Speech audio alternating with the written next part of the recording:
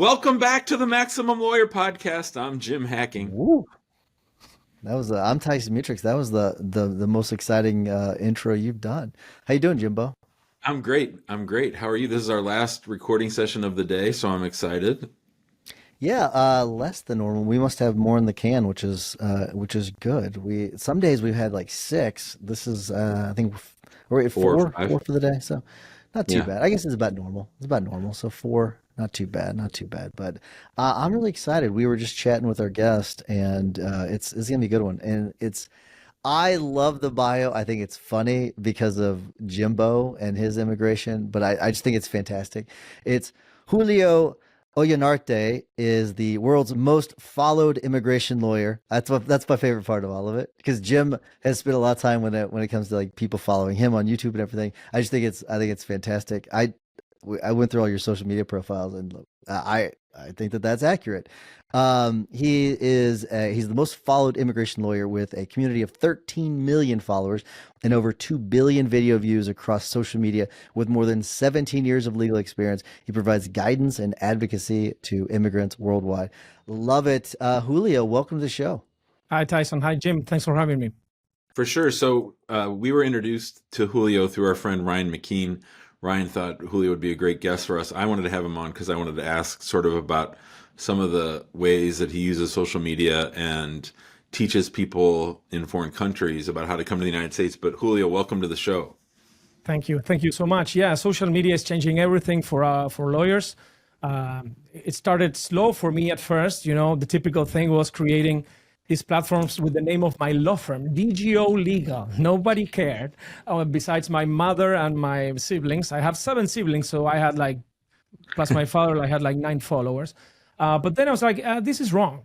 We should do something that tries to connect more with people. And so I put, unfortunately, my face and my name, and we rebranded quite quickly, I would say, to Immigration TV in English and Inmigración TV in Spanish. But we started in Spanish. All right. So I have a question. It may be kind of a silly question, but I noticed in your videos you have a lot of energy. You've got a lot of energy just talking to you. And beforehand, I can just tell you've got energy.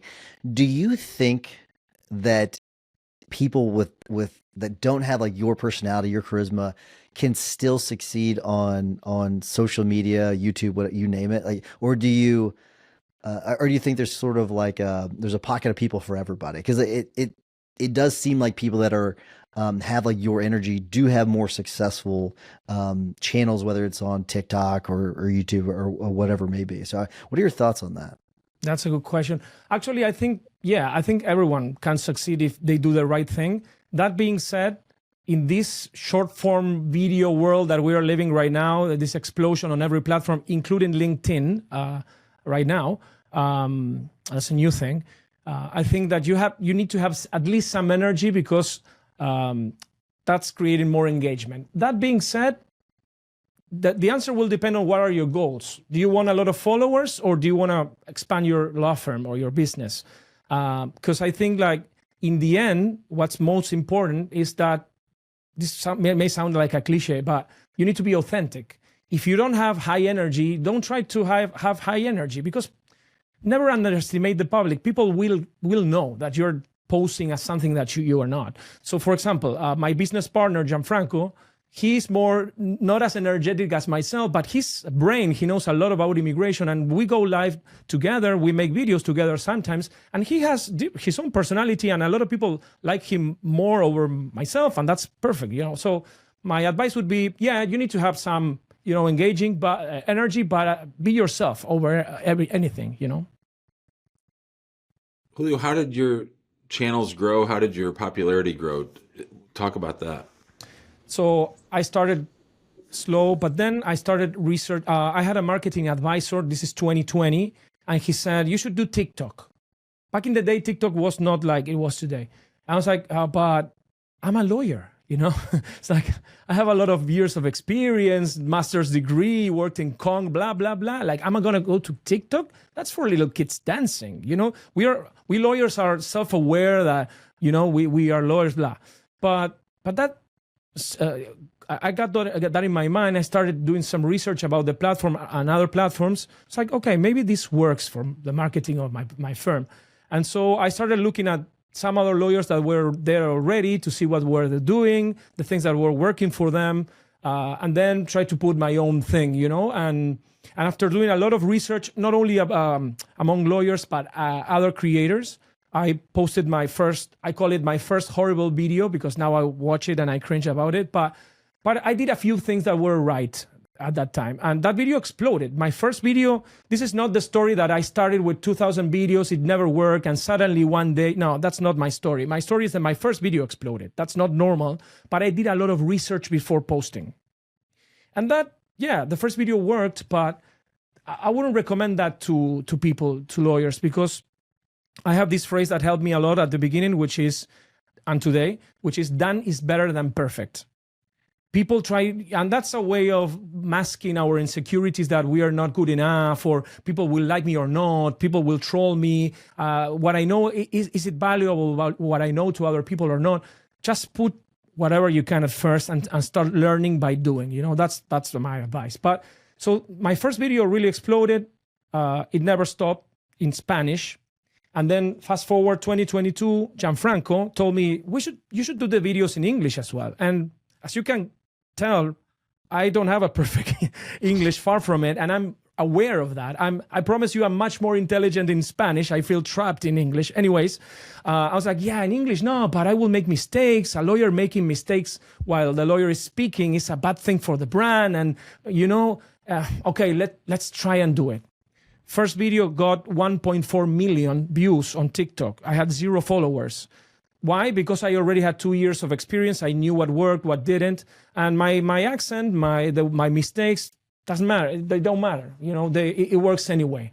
Even for an Argentinian trying to speak in English, So that's not important. But and fast forward now, we're reaching hopefully 14 million followers across platforms.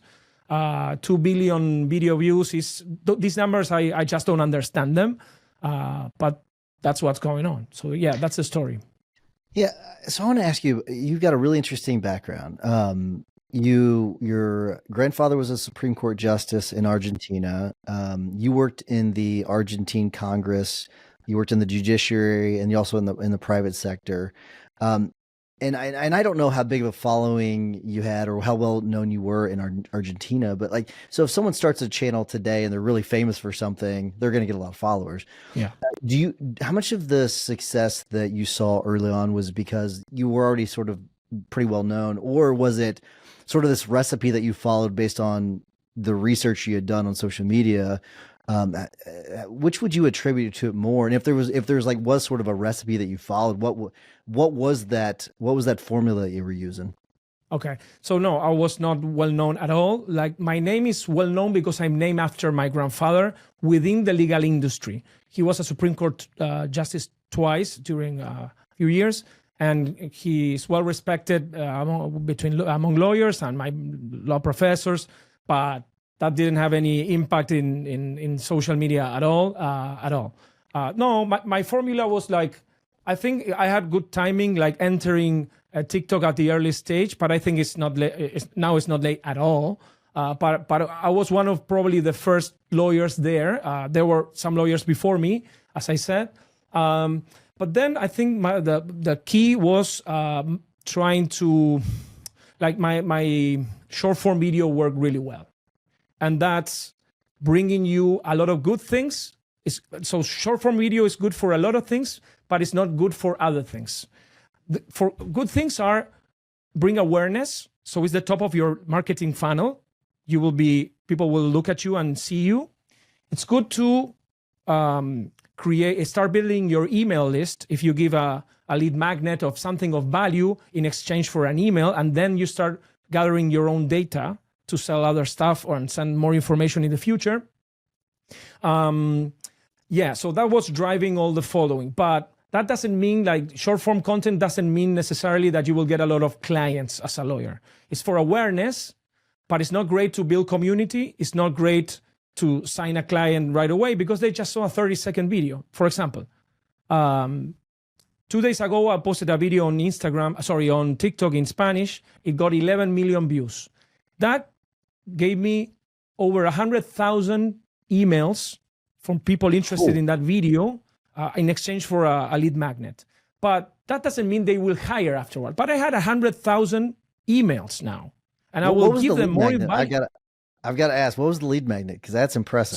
So this is about a program that is really exciting for the immigrants, which is the Diversity Green Card program, or the Green Card Lottery. The U.S.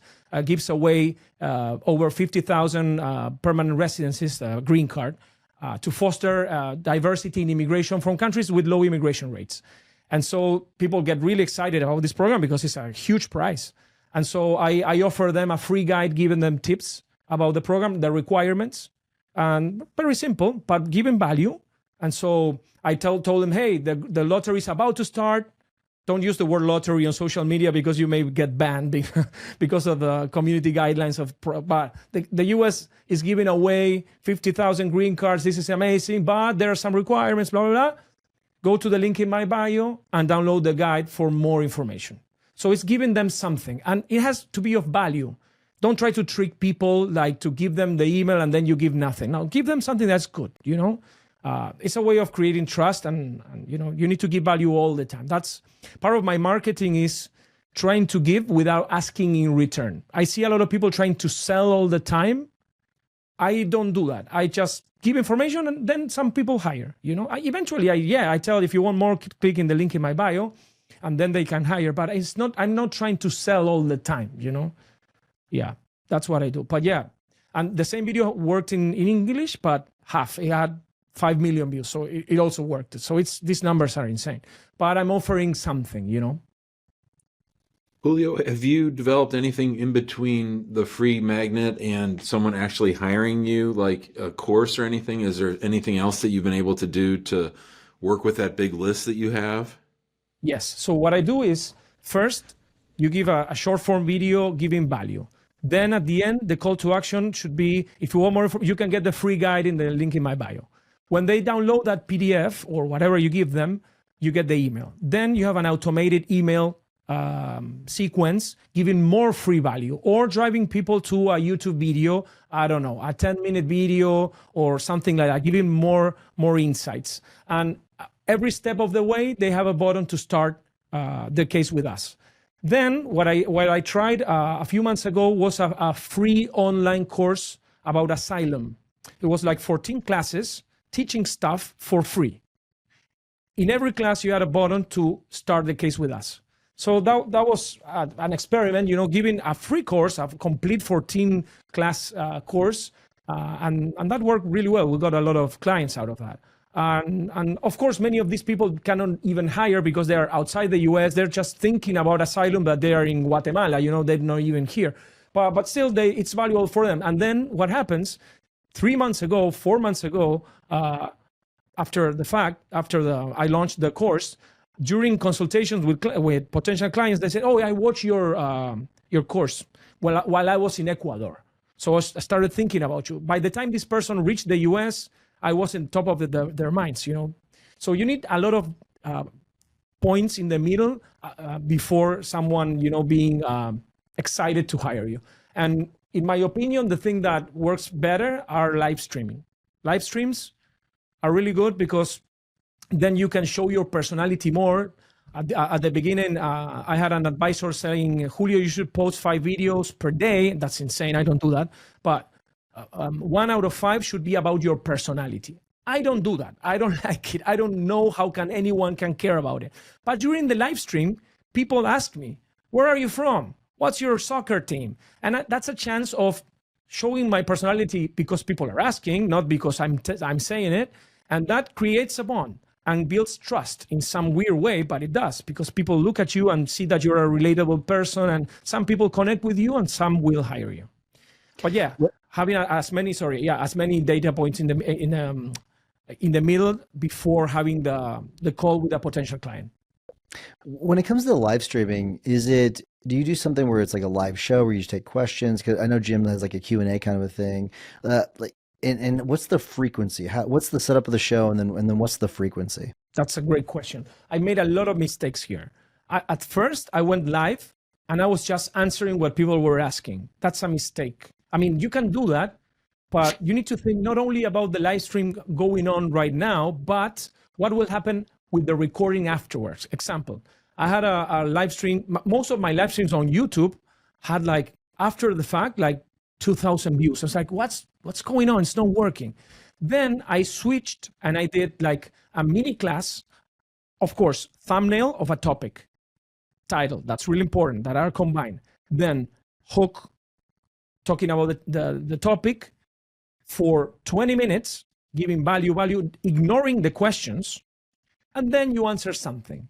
And then that video got 350,000 views, that live stream. That was the first time, it was a few weeks ago. So I switched my strategy and it's working. Some don't work, but what I do right now is mini class, ignore questions, and then answer something at the end related to the topic. Example, how to get a tourist visa. And I give a lot of information about that, and then I answer questions about the tourist visa. So the person watching this 2 years after the live streaming on YouTube, they will be engaged about the topic that you promised with the thumbnail and the title. So that's my strategy now. But I mean, you can do a random live stream without any given topic, but that won't work in the future. That's my opinion. And then frequency, I think it's important if you can have, like, people can anticipate that at a given time or day you will be there. I'm not good at that. I'm trying to be better at it. So in general, I go live like 7 p.m. Pacific for the Latin American community, and then at noon for Europe, Asia, and Africa, for the people outside the US in other time zones. So twice a day. That's what I'm trying to get better at, but it's a lot of work because I work as a lawyer at the same time. So. You mentioned earlier that you got into TikTok early, and you also said that it's not anywhere close to being too late to get into TikTok. For lawyers that are thinking about doing TikTok, what advice do you have, Julio? Done is better than perfect. You don't need 1 million followers. Have a strong hook. You don't have 4 seconds to grab people's attention. You probably have 1 second or a frame. So think about the first frame. What are they looking at? What's in the background? What are you saying?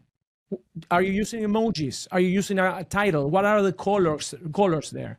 And then offer people something. Think, really quick lesson that I learned from an amazing book called, you probably guys read this, How to Make Friends and Influence People by Dale Carnegie. It's 1936 book. And he says, I love strawberries with cream. That's what I like. And then I also like to go fishing in Maine during the summer. And when I'm building the bait, I don't put strawberries with cream there, which is what I like. I use worms, which is what the fish want. And I want to get fish. And so this simple idea is really powerful when you think about it and when you apply it for many things in your life. For TikTok, I start my video saying, do you want a green card? Do you want a tourist visa? Do you want to win asylum? Did you know that blah, blah, blah? Because I see a lot of people, lawyers, saying, I'm Julio, the immigration lawyer, and blah, blah, blah. Nobody cares. Sorry. Nobody does. You can say that after they are hooked to build authority and they say, oh, this guy's a lawyer. Okay, he must know what he's talking about. That's important, but not at the beginning. So hook them. And then once you hook people, it's easier to keep them watching the video. The hard part is to hook them. Once they are there, you need to deliver the value proposition. You need to. Otherwise, even if you may trick people into watching the whole video with hook tricks, but then the platforms will learn that people didn't like the video. How? They have infinite data points. On YouTube, for example, they conduct surveys after the video. Why? Because you need to know what the platform wants. This applies to every platform. We all know these platforms want people to watch for as many hours as possible so they can serve ads. Everyone talks about it. We all know that. But YouTube clearly stated that Todd Bupre, which is the discovery engineer, meaning the algorithm guy, he said, YouTube also wants that people want to enjoy the video. Why? Because if you trick people into watching the whole video and they didn't like the experience, they will switch the platform. I say, yeah, I watched 4 hours and I learned nothing. Or I watched 30 seconds and I didn't learn what the hook promised. So I don't like this video, even if they watch all of it. So you need to deliver the proposition, the value proposition at the end of it. And you need to give at the end of it, I wouldn't say a dopamine effect, but you need to end the video high as well. Because if the people like, they will remember the end of it, and they will, some of them, take action, meaning follow you, share, like, comment, download your free guide. So that I would say that, for short form video, do that. Hook them, keep them, build authority saying who you are, but once they're hooked, deliver what you promise, and then give them a call to action to keep them. Otherwise, they will keep on scrolling and forget you. So I'm sorry if I talk too much. No, this is great. I've been actually been taking notes. Yeah, it's fantastic. I've been taking a lot of notes, and I don't always do that. Usually, I'm like, I try to stay engaged, but I'm actually taking a lot of notes on this. I do wonder. It sounds like you've put a ton of time into the video part of the process. How does that compare to like your case process? Because you said you're actually practicing as a lawyer too, so you're not just doing the videos, you're doing both. And how much time do you dedicate to do that part as well? Because part of the problem is you could present really, really well, because sometimes there is a disconnect between the lawyer that looks great on the screen and then their performance when it comes to the case, and that disconnect is not great. Because if you look great and then you don't perform well, that's a recipe for disaster. So I do wonder how your process compares for your case process compared to the video process, because I'm very impressed. Yeah. So good question. The key there is delegation. That's the word. So I do a lot of consults per day plus video. And then I work some specific cases. But then I have a team of lawyers helping me, my business partners and other lawyers, and a great team. And so I settle the expectation. When I do a consultation, for example, sometimes I ask, oh, are you going to go to court for me? Like, I don't do that part of the job. And I tell them, no, but this other lawyer is my business partner. I studied with him at law school, and he's doing this every day. That's the person that goes to court. But you have a team of lawyers looking at your case. It's not just me. I'm part of the team, but I have people better than me doing other parts of the job. And that's great. And sometimes the consultation goes to another lawyer. Another lawyer starts the consultation, and we didn't have any problem with that. I was concerned about that, saying, no, people look at me and they will expect me to be all over the case during the 2 years that it lasts. Or once they build a trust with other people that are, that are good, that's fine. I protect the brand because they trust me, and that for me is the only thing I have at the end of the day, which is trust. And if you lose that, you're done. And so it's really important who are your business partners, or if you're solo, your employees. So I try to build the best team that I can and invest in that. Also for video, video editor. We have 2 video editors, in-house video editors, community managers. I'm not doing this alone, although I put a lot of effort into it. But I delegate also the video part. But yeah, it's really hard to find a balance. What worked for me was having obviously a schedule. And try to batch content as well for filming. So once I turn on the camera, I try to film as much as I can. I don't know, 5 TikTok videos. I script them before, and that gives me more time. Otherwise, you need to put the lighting, the camera, the microphone. It takes a lot of time every time you're filming. Also, I make it easy to film. I have a studio that is already set up, and it's really easy. I just switch on a few lights, and that's it. It's ready to go. But yeah, it's a challenge. It's a challenge for me to try to balance my social media appearance with the practice. It's a challenge. I haven't figured it out perfectly. Julio, what's your favorite kind of content to create? Which platforms and which topics? My favorite platform is my least successful one, which is YouTube. I take it as a challenge, It's hard to grow on YouTube, but I like it for many reasons. The evergreen content there could be watched for the years to come. TikTok, you explode and you die. So for example, 11 million views, bloom, but then it dies. So that video is gone. Nobody's going to watch it again. It's great. It's 11 million folks, but then it dies.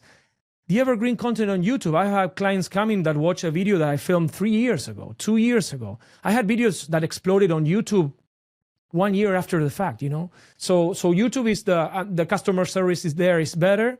And I take it as a challenge, you know, that's what I like it the most. But obviously TikTok is what has given me the most, because we have more followers there. We're reaching 6 million in Spanish there, 1.8 soon in English on TikTok.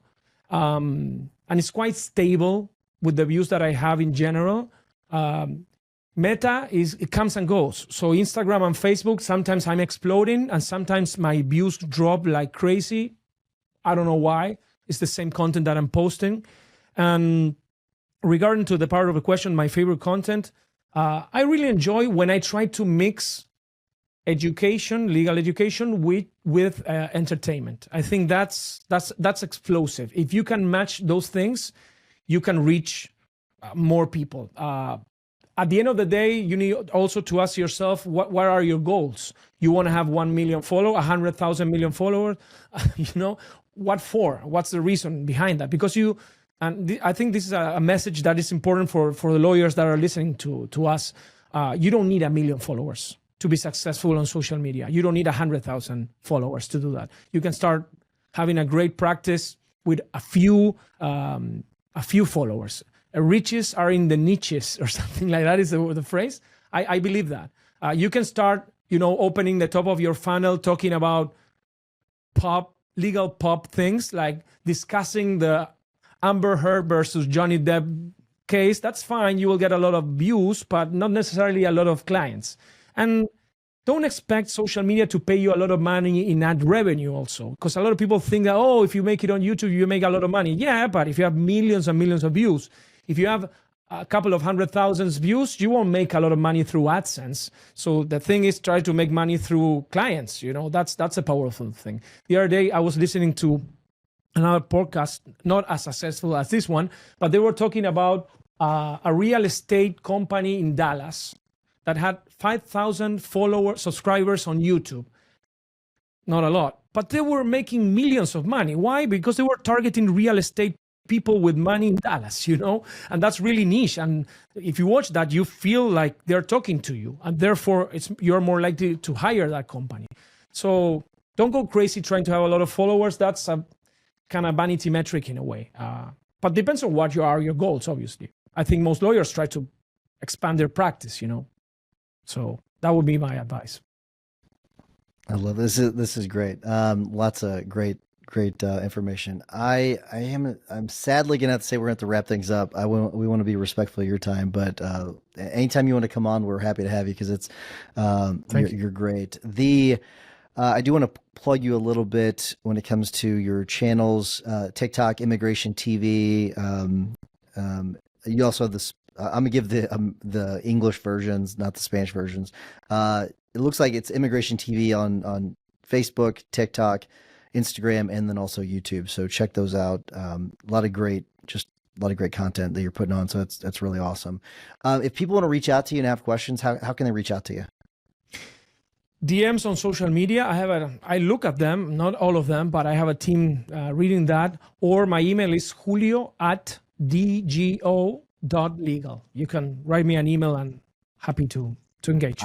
I was going to ask you about that, if you actually check your DMs, if you have someone check them. So we've had guests on that they have someone check them, but that's interesting that you check your own. So very cool. I try to do it because, sorry to Tyson to interrupt. I think it's really important to understand the worms of the fish, you know, what your audience wants. And so I read comments all the time. Because you get ideas and inspiration first. Second, you get the reaction. Third, you understand your avatar or your multiple avatars, and they're not only their demographics, but their psychographics. What do they aspire? What are their fears, concerns? And that, therefore, you can create and engage better in the future once you start reading your comments. I think it's a mistake not to read them. It's part of my job. And I enjoy it, and people are really nice. So, and when there's a hater, I just block and move forward.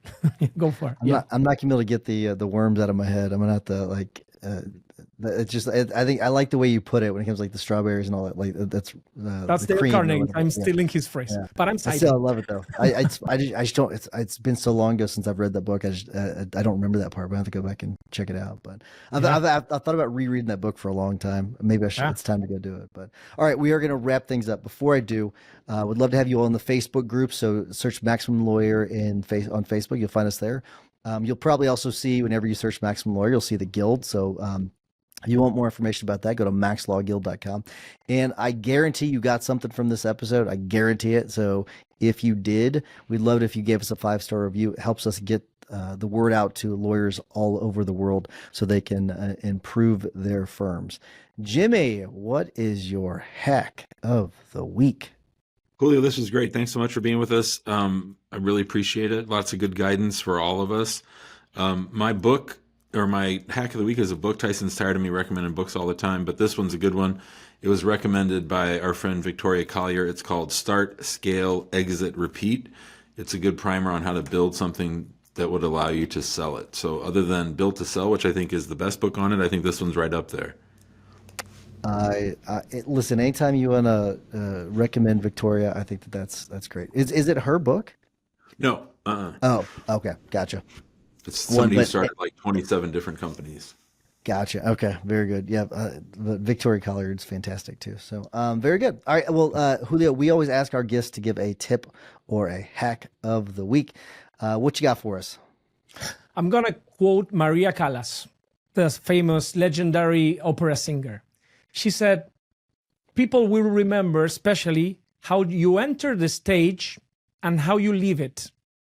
I think this applies for social media, for sales, for negotiation, how you start, the hook that we spoke about it, but also how you leave them at the end of it. So think about that while you're trying to talk to a potential client, when you create a video or you're negotiating with something. And then the last impression is the lasting impression. It's really important how you finish that. But to finish, you need to start somehow. So both things are really important. Everyone's talking about the hook. I want to also focus at the end of the video or the conversation. Love it. That's great stuff. Well, Jim, I was giving you crap for recommending another book, but I have to recommend the one that I don't think I've recommended before.